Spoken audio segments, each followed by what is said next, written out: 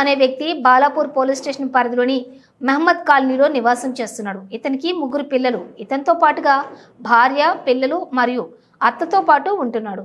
మామ చనిపోయి ఉండటంతో అతను చూసుకుని ఇంట్లో ఎవరూ లేని సమయంలో అత్తకు తాపించి ఆమెను శారీరకంగా రాత్రంతా వాడుకోవటం జరిగింది. ఈ సంఘటన జరిగి 3 రోజులు అవుతున్నా ఎవరూ పట్టించుకోవటం లేదు అని మీడియాకు తెలపడంతో పాటు బాలాపూర్ ఇన్స్పెక్టర్ కేసు నమోదు చేసి దర్యాప్తు చేస్తున్నారు.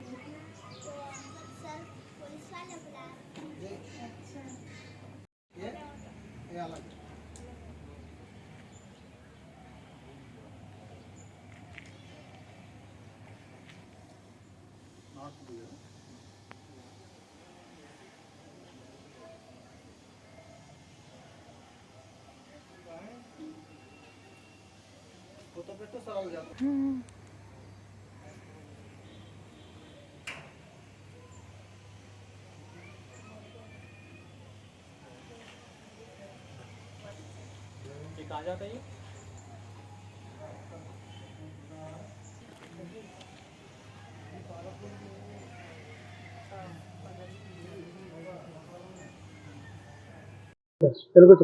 నిన్న రాత్రి